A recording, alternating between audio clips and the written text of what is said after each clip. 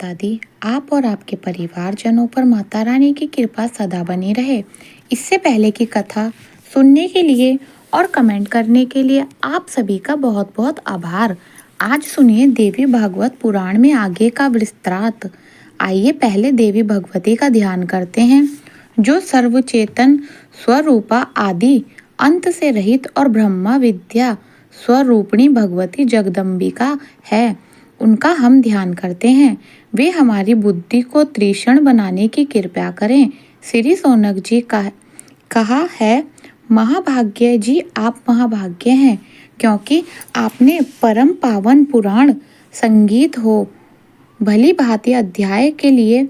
हे अनर्थ मुनिवर, व्यास जी 11 पुराणों का प्रणय किया और आप अध्ययन करते रहे। वे सभी पुराण बड़े ही अद्भुत हैं। हे मुनिवर, सत्यवती नंदना व्यास जी के मुखरविद में 5 लक्षणें और रहस्यों सहित उन संपूर्ण पुराणों को आप अच्छी प्रकार जान गए हैं। आज हमारा पुण्य फल दान उन्मुख हो गया, जिससे आप इस पावन क्षेत्र में पधारे। मुनियों को विश्राम देने वाला यह क्षेत्र बड़ा ही उत्तम और कलयुग के देह से रहित है। हे सूत जी, यह मुनि मंडली पुण्यदायी पुराण संबंधित कथा सुनने के लिए बड़ी उत्सुक है, अतः आप संबंध होकर हमें सुनने की कृपा करें। हे महाभाग, आप तो संपूर्ण शास्त्रों के वेद और त्रिविता तप से रहित हैं। सूत जी, जिनके कान हैं और जो सुनने के स्वाद से भी परिचित हैं, वे मनुष्य अगर पुराण नहीं सुनते तो वे अभागे हैं। जिस प्रकार षट रस के स्वाद से जीभ तृप्त हो जाती है, वैसे ही विद्वान पुरुष के वचनों से कर्ण इंद्र को महान इंद्र होता है, आनंद होता है। यह सभी जानते हैं। सर्पों के कान नहीं होते, तब भी मधुर स्वरों को सुनकर भी अपनी सुधा बुद्ध को खो बैठते हैं। फिर कान वाले मनुष्य अगर सदा वाणी नहीं सुनते तो उन्हें बहरा ही क्यों ना कहा जाए। हे सूत जी महाराज, ये सभी प्रियण गण कथा सुनने की अभिलाषा से संबंध होकर नम शरण क्षेत्र में बैठे हैं। कली के भय से इन्हें महान दुख हो रहा है। हे सर्वज्ञ, आप कहे हुए अन्य बहुत से पुराण हमने सुने हैं, किंतु उनके सुनने से हम भी हमारी उस कृपा तृप्त नहीं हो रही, जैसे देवता अमृत पान से कभी अघाते नहीं हैं। सूत जी, धिक्कार है उस अमृत को जिसे पीने वाले कभी मुक्ति नहीं हो सकते, किंतु धन्य है वह पुराण जो सुनने से ही मनुष्य को मुक्ति कर देती है। हे सूत जी, अमृत पान करने के लिए हमने हजारों यज्ञ किए, किंतु फिर भी हमें शांति नहीं मिल सकी, क्योंकि यज्ञों का फल स्वर्ग है। स्वर्ग भोगने के पश्चात वह से गिरना ही पड़ता है। इस प्रकार इस संसार चक्र में आने जाने की यह क्रिया सदा चलती ही रहती है। हे सर्वज्ञ सूत जी, इस त्रिगुणात्मक जगत में काल चक्र की प्रेरणा से सदा चक्कर काटने वाले मनुष्य को ज्ञान हुआ बिना मुक्ति मिले कभी संभव नहीं। इसलिए आप परम पावन देवी भगवत को कहने की कृपा कीजिए। यह पुराण संपूर्ण रसों से परिपूर्ण, अत्यंत पवित्र, गोपनीय तथा मुक्ति कर्मी जनों को सदा अभिलक्ष मुक्ति प्रदान करने वाला है। श्री सूत कहते हैं, श्रीमद् देवी भागवत अत्यंत पवित्र और वेद प्रसिद्ध पुराण है। इसके संबंध में आप महानुभावों से प्रश्न करने से मैं धन्य, बड़भागी और परम पावन बन गया। अब मैं इसे कहता हूँ। यह पुराण संपूर्ण श्रुति हो के अर्थार्थ से अनुमोदित अखिल शास्त्रों का रहस्य और आगम में अपना अनुपम स्थान रखने वाला है, जो योगियों को मुक्ति प्रदान करने वाला ब्रह्म आदि देवताओं से सेवित है, तथा प्रधान मुनि गण उत्तम स्रोत के द्वारा जिनका सदा चिंतन किया करते हैं। भगवती जगदम्बिके के उन सुकोमल चरण कमलों का प्रणाम करके आज मैं विस्तार पूर्वक यह पुराण कहने के लिए प्रस्तुत हो रहा हूँ। हे द्विज, यह रसों का भंडार है। इसमें जहाँ देखिए भगवती की भक्ति ही निहित है।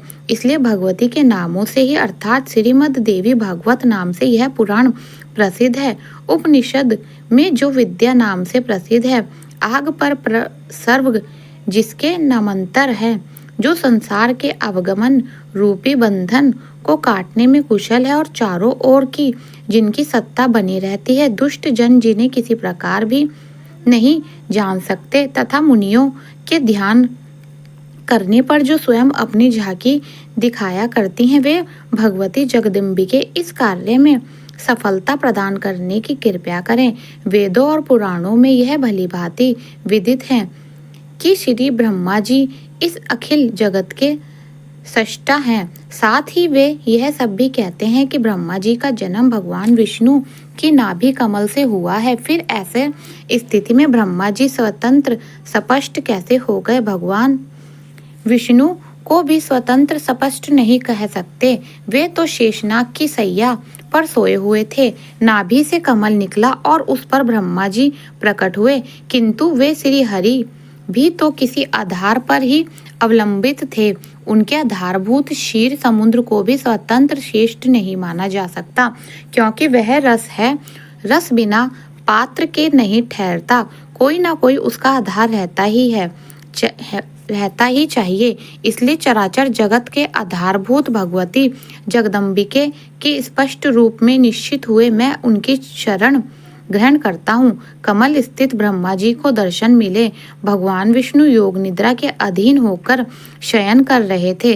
तब उन प्रभु को जागने के लिए पितामह ने जिनकी स्तुति की थी, उन भगवती जगदम्बिके की मैं शरण लेता हूँ। वे भगवती संपूर्ण निगुण मुक्ति प्रदान करने वाली और माया स्वरूपिणी है। अब मैं उनका ध्यान करके संपूर्ण पुराणों का कथन करता हूँ।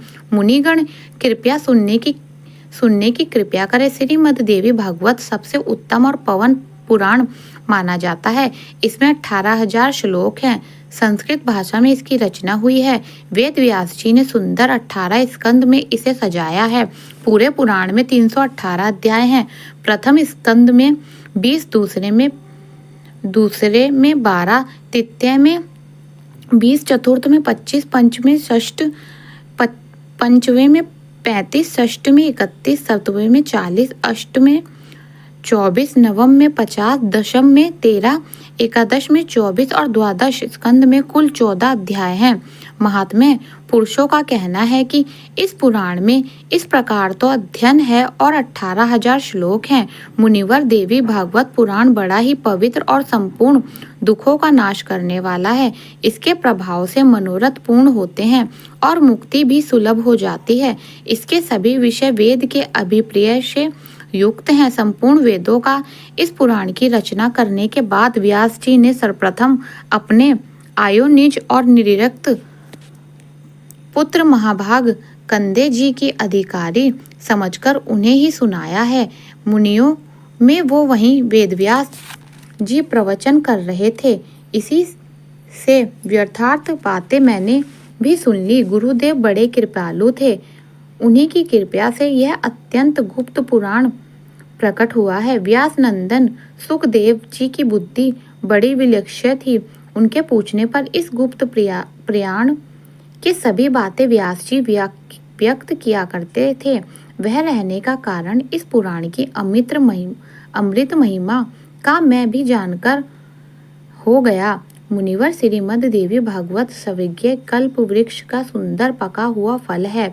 इस संसार रूपी समुद्र के अथल्य जल को पार करने की इच्छा रखने वाला सुखदेव जी उस फल को आदर पूर्वक चखने वाले पक्षी उन्हें इसी विधिवत कथा रूपी अमृत को अपने कान रूपी पुष्ट को भी भर भर कर खूब पान किया। जगत में ऐसा कौन पुरुष है जो इस अद्भुत कथा को सुनकर कली के भय से मुक्त न हो जाए।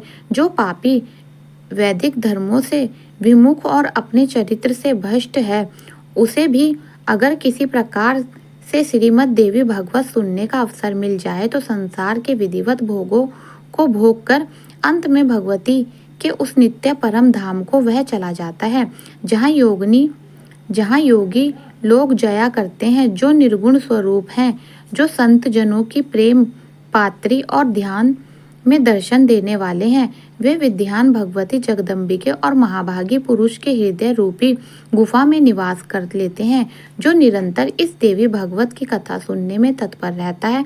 संसार रूपी अगाध समुद्र को पार करने के लिए यह सर्ग पूर्ण मानव देह सुंदर जहाज है, जिसे ऐसा शरीर मिल गया और कथावाचक की कमी भी नहीं रही।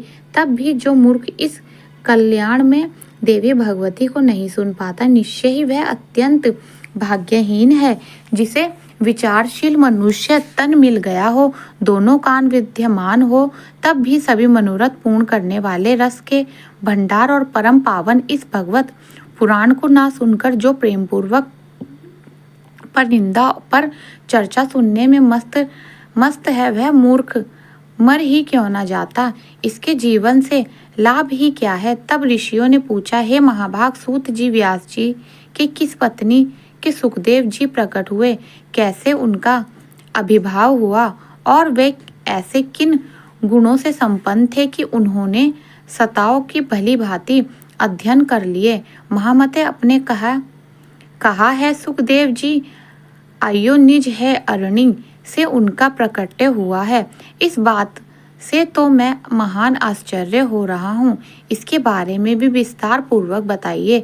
तब श्री सूत जी कहते हैं, प्राचीन समय की बात है, सत्यवती नंदन व्यास जी सरस्वती नदी के तट पर विराजमान थे। उनके आश्रम में 2 गौर्य पक्षी थे। उन्हें देखकर वे आश्चर्य में पड़ गए। उन्होंने देखा कि दोनों पक्षी अपने घोंसले में थे। उनका एक सुंदर सा बच्चा अभी अभी अंडे से बाहर निकला था। उस बच्चे के सभी अंग बड़े सुंदर थे और सभी पंख और रुओं से वह रहित था। दोनों पक्षी उस बच्चे को आहार पहुंचाने के लिए बड़ा प्रयास कर रहे थे। बार बार दाने लाकर उन्हें बच्चे के मुख में डालना उनका प्रधान कर्तव्य बन गया था। वे आनंद में मगन होकर उस बच्चे के अंगों को अपना अंगों से रड़ते और प्रेम पूर्वक उसका मुख चूमा करते।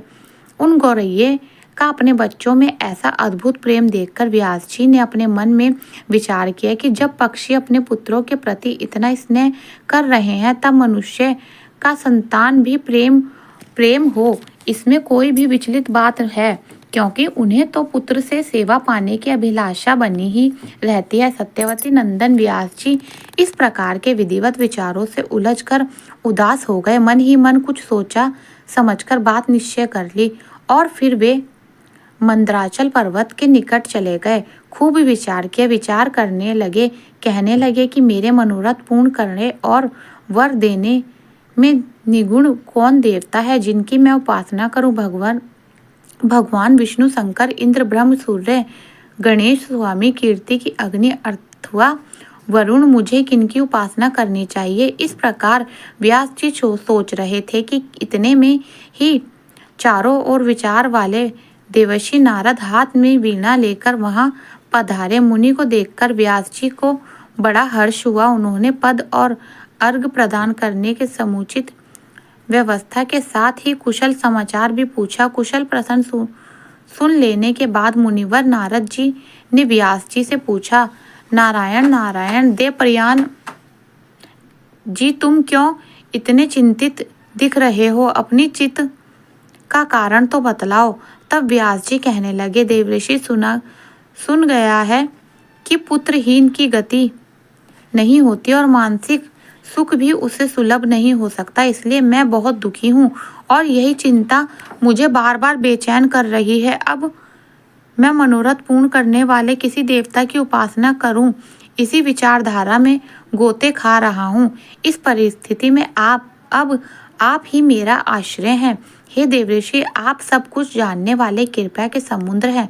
शीघ्र बताने की कृपया कीजिए कि मैं किन की शरण में जाऊं, जो मुझे पुत्र प्रदान कर सके। सूत जी कहते हैं, इस प्रकार व्यास जी पूछने पर महामने नारद जी अत्यंत प्रेम पूर्वक उनसे कहने लगे, हे महाभाग व्यास जी, आप इस विषय में जो पूछ रहे हैं, ठीक यही प्रश्न मेरे पिताजी ने भगवान श्री हरि से किया था। देवाधिदेव भगवान जगत के स्वामी श्री लक्ष्मी जी उनकी सेवा में उपस्थित रहती है। दिव्य कोशमतुम मणि उनकी शोभा बढ़ाती है। वे शंख चक्र और गदा धारण करते रहते हैं, पीताम्बरी धारण करते हैं, 4 भुजा हैं। वृक्ष स्थल पर श्री वत्स का चिन्ह चमकता रहता है। वे चराचर जगत के आश्रय दाता हैं, जगत गुरु और देवताओं के भी देवता हैं। ऐसे जगत प्रभु भगवान श्री हरि महान तप कर रहे थे। उनकी समाधि लगी हुई थी। यह देखकर मेरे पिता श्री ब्रह्मा जी को बड़ा आश्चर्य हुआ और उन्होंने उनसे यह जानने की इच्छा प्रकट की। तब ब्रह्मा जी ने पूछा कि हे प्रभु, आप तो देवताओं के अध्यय, जगत के स्वामी और भूत भविष्य और वर्तमान सभी जीव के एकमात्र शासक हैं। भगवान, फिर आप क्यों तपस्या कर रहे हैं और किन देवता की आराधना में लीन है? मुझे असीम आश्चर्य हो रहा है और सबसे आश्चर्य तो यह हो रहा है कि आप देवेश्वर और सारे संसार के शासक होते हुए भी समाधि में लीन हैं। प्रभु, आपके नाभि कमल से तो मेरी उत्पत्ति हुई है और वह मैं अखिल विश्व का रचयिता बन गया। फिर आप जैसे समर्थ पुरुष से बढ़कर कौन वशिष्ठ देवता है, उसे बताने की कृपया अवश्य कीजिए। मैं तो यही जानना चाहता हूँ प्रभु की सबसे कारण स्वरूप आदि पुरुष परमात्मा तो आप ही हैं। आप ही सारी शक्तियाँ स्थित हैं, सृष्टि स्थित हैं और संहार सभी कार्य करने वाले आप हैं। महाराज, आपकी इच्छा से ही मैं इस जगत की रचना करता हूँ। भगवान शंकर भी आपकी आज्ञा पाने पर ही समय अनुसार सदा संहार लीला में प्रवृत्त होते हैं। भगवान सूर्य का आकाश में चमक चक्कर लगाना, सुखदायी पावन का चलाना, अग्नि का जलना और मेघा का बरसने से सभी कार्य तो केवल आपकी आज्ञा पर ही निर्भर। और मुझे तो महान कौतूहल यह हो रहा है कि आप किस देवता का ध्यान कर रहे हैं। त्रिलोकी में तो मैं आपसे बढ़कर किसी देवता को नहीं देखता। इसलिए हे प्रभु, मुझ दास को यह रहस्य बताने की कृपया कीजिए, क्योंकि श्रेष्ठ पुरुष कभी किसी बात को छुपाते नहीं। श्री ब्रह्मा जी ने यह विनती वचन सुनकर भगवान श्री हरि उनसे कहने लगे, हे ब्रह्मा जी, सावधान होकर सुने। मैं अपने मन का विचार व्यक्त करता हूँ। देवता, दानव और मानव सब यही जानते हैं कि आप सृष्टि करते हैं, मैं पालन करता हूँ और भगवान शंकर संहार किया करते हैं। किंतु फिर भी वेद का प्रगाव जो हमें मिली है उसकी अधिष्ठनी शक्ति देवी है। वह कहते हैं कि संसार की सृष्टि करने के लिए आप में रजस्वी शक्ति का संचार हुआ है, मुझे सात्विक शक्ति मिली है और रुद्र में तामसी शक्ति का अभिभाव हुआ है। उस शक्ति के अभाव में आप इस संसार की सृष्टि नहीं कर सकते, मैं पालन करने में सफल नहीं हो सकता और रुद्र से संहार कार्य होने भी संभव नहीं है। ब्रह्मा जी, हम सभी उन शक्ति के सहारे ही अपने अपने कार्य में सदा सफल होते आए हैं। प्रत्यक्ष और परोक्ष दोनों ही उदाहरण सफल नहीं हो सकते और रुद्र के संहार कार्य होने भी संभव नहीं है। ब्रह्मा जी, हम सभी उस शक्ति के सहारे ही अपने अपने कार्य में सदा सफल होते आए हैं। प्रत्यक्ष और परोक्ष दोनों ही उदाहरण मैं यह आपके सामने रखता हूँ। यह निश्चित बात है कि उस शक्ति के अधीन होकर ही मैं प्रलय काल में इस शेषनाग की सैया पर सोता और सृष्टि करने का अवसर आते ही जग जाता हूँ। मैं सदा तब करने में लगा रहता हूँ। उस शक्ति के शासन से कभी मुक्त नहीं रह सकता। कभी अवसर नहीं मिला तो लक्ष्मी जी के साथ सुखपूर्वक समय बिताने का सौभाग्य भी प्राप्त होता है। मैं कभी तो दानवों के साथ युद्ध करता हूँ और अखिल जगत का भय पहुँचाने वाले दैत्यों का विकराल शरीर को शांत करना मेरा परम कर्तव्य हो जाता है। धर्म जीत कर रहा हूँ। उस समय आप तो थे ही चारों ओर जल ही जल। मुझे 5000 वर्षों तक वह युद्ध करना पड़ा था। मेरे कानों के मैल से उत्पन्न होने वाले मधु और कैटव नामधारी तो महान दानव दुष्ट थे। उन्हें असीम अभिमान था। भगवती आदि शक्ति की कृपा से ही मैंने उन दैत्यों को मारने में सफल हो सका। महाभय, उस समय की बात से क्या आप अपरिचित हैं? सर्वश्रेष्ठ शक्ति ही तो उस जीत में हमारा कारण बनी थी। फिर आप बार बार क्यों पूछ रहे हो? जब सर्वत्र जल ही जल शेष रहता है तब उस शक्ति की इच्छा से अधीन होकर मैं पुरुष रूप में विचर करता हूँ। प्रत्येक युग में कच्छप, वाराह, नरसिंह और वामन रूप मुझे धारण करने पड़े हैं। हे ब्रह्मा जी, प्राचीन समय की बात है, एक बार धनुष की डोरी टूटी और उनके झटके से मेरा मस्तक धड़ से अलग हो गया। अब बड़े कुशल शिल्पी हो, इसलिए अपने घोड़े का मस्तक मेरे धड़ से जोड़ दिया। यह घटना तो आपके सामने ही घटी थी, तभी से लोग मुझे शीर कहने लगे। जगत के रचना करने वाले हे ब्रह्मा जी, आप इससे अपरिचित नहीं हैं। मुझे सभी प्रकार से शक्ति के अधीन होकर रहना पड़ा है। उन्हीं भगवती शक्ति मैं निरंतर ध्यान किया करता हूँ। ब्रह्मा जी, मेरी जानकारी में इन भगवती शक्ति से बढ़कर दूसरी कोई देवता नहीं। नारद जी कहते हैं, इस गुप्त रहस्य के वक्त भगवान विष्णु है और श्रोता श्री ब्रह्मा जी रहे मुनिवर। फिर तो पितामह ने वे सभी बातें अश्य रक्ष मुझे भी कह सुनाई। इसलिए आप भी अगर अपना पुरुषोत्तम सिद्ध करना चाहते हैं तो उन्हीं भगवती के चरण कमल को अपने हृदय में धारण करो। आपकी जो भी अभिलाषा है वे सभी भगवती जगदम्बिके अवश्य ही पूरा करेगी। श्री सूत जी कहते हैं, इस प्रकार नारद जी के कहने पर सत्यवती नंदन व्यास जी भगवती देवी के चरण कमलों को अपने हृदय में स्थापित करके तपस्या करने के लिए पर्वत पर चले गए। जय माता दी। आज का अध्याय में बस इतना ही। आगे की कथा आप अगले अध्याय में सुनेंगे। तो यह था आज का अध्याय। अगर मेरा वीडियो पसंद आया हो तो कमेंट बॉक्स में जय माता दी जरूर लिखें। राधे राधे।